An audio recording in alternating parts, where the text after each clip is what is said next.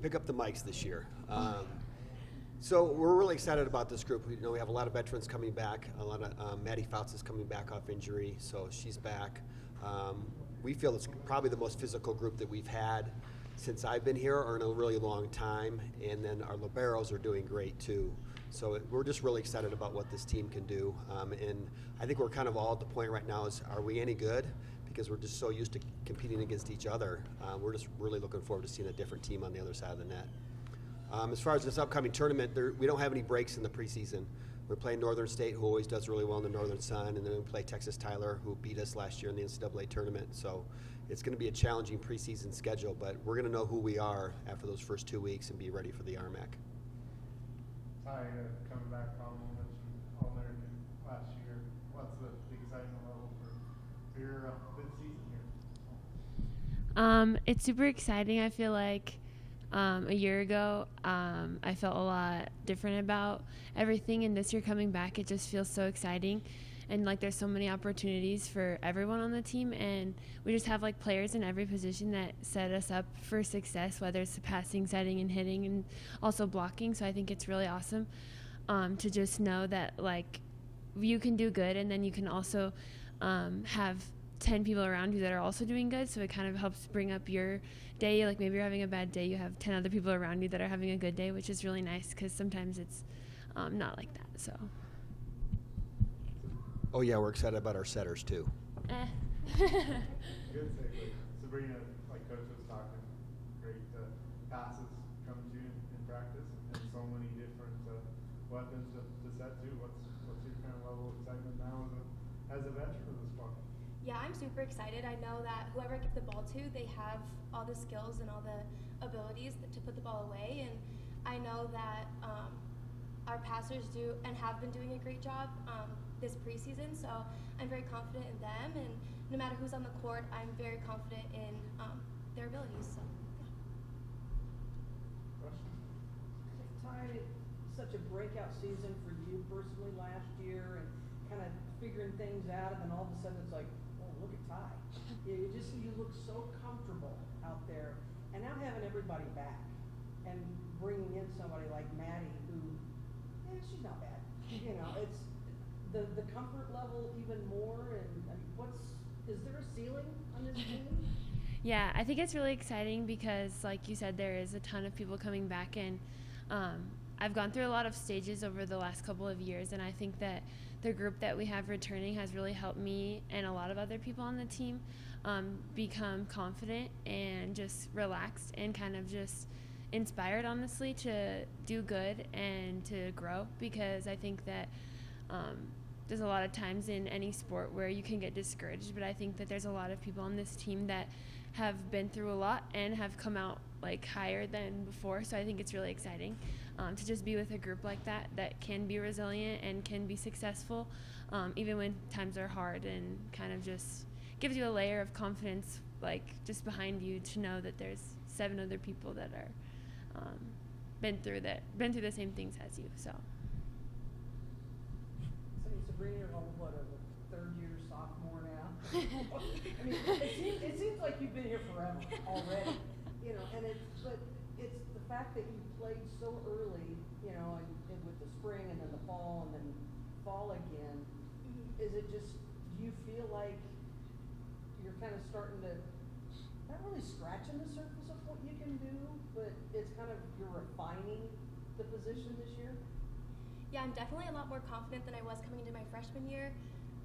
It was very nice having that semester of no games, just practicing with the team. So I do feel like I know the team very well inside and out, and I'm very comfortable with everybody on the team. So I'm very excited for this year and excited for what we can all do, because we have been putting in a lot of work, and it'll be very fun to see what we can accomplish this year.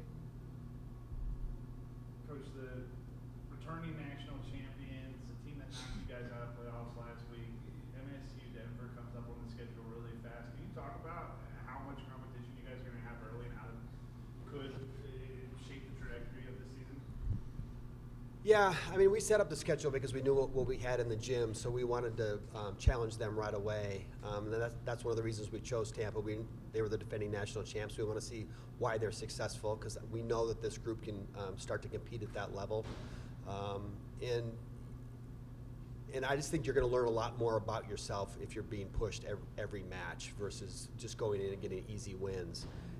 And that's what this group needs. We need to be pushed. We need to learn about ourselves because I think the end result come tournament time could be really good, but we've got to be pushed early so we can grow. You mentioned physicality. You mentioned how many jumpers you guys have. Can you tell us what maybe surprised you through this preseason? Actually, we knew we could jump and we knew we could attack. I think our defense has kind of been the biggest surprise for me is that Allison Waller, who's one of our new liberos, came in and is doing great. But all our defense is just doing really well, and I think it's inspired everybody. Middles, even when she gets to play back row, Sabrina's already a good defender, but I think it's really difficult to get a kill in our gym right now. And I think some of the credit goes to the front row as well because we're blocking a lot better than we were at this point last year. We're closing more seams. We're establishing ourselves on our hitter a little bit quicker. So I think the defense is kind of the surprise for me. And for you guys as student athletes, I know we touted academics for you guys. Can you talk about two volleyball seasons and keeping up with academics? Where do you guys find the time? I think our coaches really help us out. They know that academics do come first, and if we need to miss a little bit of practice, it's not the biggest deal in the world, but we do spend a lot of our spare time working on our assignments and our homework, and when we're on the road during the buses, we'll do our homework, and they give us hotel time to do as well. So I think it's a great balance that we have, and our coaches do a great job in helping us with it as well. Yeah, I think it also helps that a lot of the team is filled with scholars and people are just get high GPAs and have really good grades. So I think it's kind of inspiring to be everyone else already has straight A's, I need to aim for that too. So it's kind of inspiring to have just everyone doing good. And then there's a lot of we've already talked about veterans and returners that kind of know the ins and outs of school and volleyball. So it's really nice to have people just kind of giving you tips and ways to succeed on and off the court. So One more thing to think about. yeah. Ty, Coach talked about the play at the net helping the defense out and all. And I know this team, you get your hands on a lot of balls. Sometimes it's not a huge blocking per se team like some teams are. But what kind of goes into the defensive side, especially in the middle, and trying to read where the attack's coming from? Yeah, I feel like there's a lot of strategy that kind of comes up, especially when you play teams with 2 to 3 good hitters. It's hard to just, I have to block every single ball. Sometimes it's more important to block maybe a certain side or a certain person that's on fire, and just kind of recognizing what they're doing and making a change before it gets out of hand is kind of a trick that we follow, and just making sure that we're always adapting. If something's, like I said, getting out of hand, we have plans and we're not just sticking to one thing. We don't just have one skill. We can adjust to maybe blocking this or blocking that, or adjusting our defense behind our block, and just kind of working together instead of just having, we have 3 6-foot players in the front, jump and touch the ball. It's no, there's actually strategy behind it, and I feel like it's fun to learn that and use it and kind of have the tools to make adjustments myself or with my teammates. What's better, a stuff block or the key kill? Honestly, I don't know. I kind of feel like the blocks sometimes get the whole team going because it's so fast, and just kind of a defensive move is what we always talk about, gets a team going. If we're in a rut and we're kind of down and someone gets one stuff block, that kind of sends us on a run sometimes, whereas the kills are more common. So I think that it's less I don't know the word, but you know what I mean, less exciting. So people are just a block, let's go, instead of a hit. It's okay, do it again. But yeah. You say this team's supposed to hit the ball, right? Yeah, yeah. Getting Maddie back, a player of her talent that can do so much on the court, added to the veteran lineup. Was it an easy transition to rotate her back in, or get used to each other again? As of today, she's still competing for that starting spot. So it's, I think the challenge physically wasn't Maddie handled the physical side. I mean, she's a beast in the weight room, and I mean, she's got personal records on vertical and deadlift, so she's doing all that. I just think the mental side for her, because she hasn't competed in a year and a half, that's what's taken a while for her to catch up. And she's got two really good hitters in front of her with Sierra and Sydney, or those three are kind of competing for that starting 2 spots. So, you know, as one of the other coaches up and down the hallway said, they really, even walking through our gym, that they can feel that the leadership is just different because Maddie is there, because she's so focused on what this team needs to do to accomplish what we can. So it's great to have her back. I mean, we had her kind of as an assistant coach. I mean, she's back in the role she wants.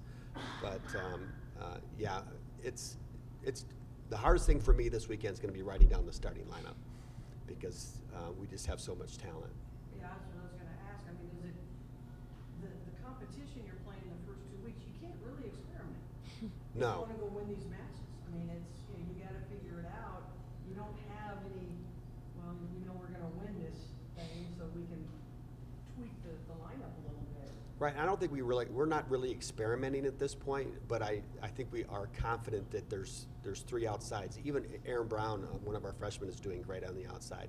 There's 4 outsides that could be really effective. There's 3 middles. There's 3 right sides. There's 2 setters. That we're pretty loaded in every position. We feel pretty comfortable with our liberos that, you know, if Kurt's not in the libero jersey, that whoever's in it is going to do a great job. So. There's good problems to have, and that's the tough thing, is going to be writing down that starting lineup. That's what the Bus Ready Golden's all about. Yeah, no, that's what David Scaff and Bree Strong are for. Yeah. Say, you write down the lineup, and I'll just coach. Yeah, it's okay. Yeah, you figure it out. And then if it doesn't work, it's his fault, right? Exactly. So is it a case? I mean, obviously, Sabrina, you've got to get used to playing with a lot of different people, and the fact that it is a veteran lineup, and you can't kind of rotate people in and out if somebody's struggling. Is it hard as a setter to get used to that change? I mean, you played with all of them. It's been a while with Maddie, but Yeah. I feel like I know a lot of the hitters well enough to where I can adjust very quickly in practice or in game time. If Fleming needs another hitter in, like, I'm not going to be like, no, Fleming, like, you don't put them in. Like, I'm confident in them, and I'm confident in our team and the coaches that whoever is in the lineup and whoever's playing, I will get them a good ball, and, like, I have the confidence in them that they will do the best for the team. Question of the week, in honor of school starting this week. Favorite childhood teacher, grade, or subject with why?